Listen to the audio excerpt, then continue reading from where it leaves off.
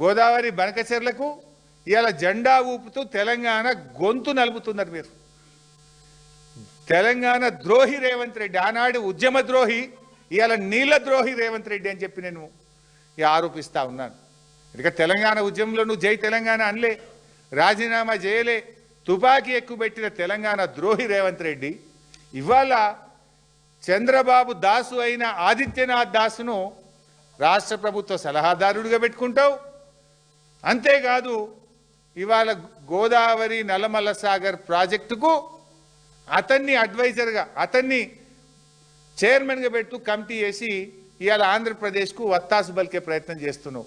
Can we expect Adityanath Das తెలంగాణకు మేలు చేస్తాడా? ఆయన ఆంధ్రప్రదేశ్కు 10 ఏళ్ళు జలవనరుల శాఖ కార్యదర్శి, ఆంధ్రప్రదేశ్ చీఫ్ సెక్రటరీ, తెలంగాణ ప్రాజెక్టులకు వ్యతిరేకంగా 100 ఉత్తరాలు రాసిన వ్యక్తి, తెలంగాణ ప్రాజెక్టులను అడుగడుగున అడ్డుకున్న వ్యక్తి. అటువంటి వ్యక్తిని అసలు సలహాదారుడు పెట్టుడైంది. ఈ గోదావరి బనకచెర్ల కమిటీ వేసుడే తప్పు. ఆ కమిటీకి ఆదిత్యనాథ్ దాస్ను చైర్మన్గా పెట్టడం అంటేనే నువ్వు తెలంగాణ ద్రోహివి. బట్టబయలైపోయింది నీ దొంగతనం. రాజకీయాల గురించి మాట్లాడతలేదు. అంటే ఇంత పచ్చి అబద్ధాలు మాట్లాడే ముఖ్యమంత్రి నేను మీటింగ్కు పోనన్నాడు, సంతకం పెట్టనన్నాడు, ఎజెండాలో లేదన్నాడు, కమిటీ వేయనన్నాడు.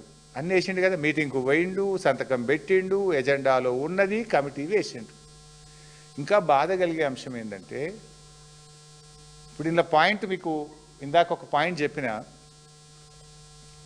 గోదావరి బనకచెర్ల అయినా గోదావరి నల్లమల్ల సాగర్ అయినా తీసుకుపోయేది తెలంగాణ నీళ్లు, జరిగేది తెలంగాణ జలదోపిడి. ఉత్తమ్ కుమార్ రెడ్డి పొద్దుగాలేస్తే మమ్మల్ని తిట్టుడేనా? రేవంత్ రెడ్డి ఎప్పుడు లాగుల తొండలు జరుగుతా లేకపోతే ఏందో అంటాడు కదా, ఇంకా మెడల పేగులు వేసుకుంటా గోటీలాడుతా, ఈ చిల్లర మాటలేనా? నువ్వేమన్నా రాష్ట్ర ముఖ్యమంత్రిగా రాష్ట్ర ప్రయోజనాలు ఏమైనా కాపాడేది ఉన్నదా లేదా? అసలు నువ్వు ఆ కుర్చీలో కూర్చున్నది ఆంధ్రాకు వత్తాసు పలకడానికా, బాబు గారికి గురుదక్షిణ చెల్లించడానికా, తెలంగాణ నీళ్లు ఆంధ్రాకు దోచిపెట్టడానికా?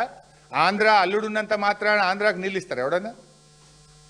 నీకు అల్లుడు ఆంధ్రనేమో కానీ నువ్వు ముఖ్యమంత్రివి రాష్ట్రానికి కదా.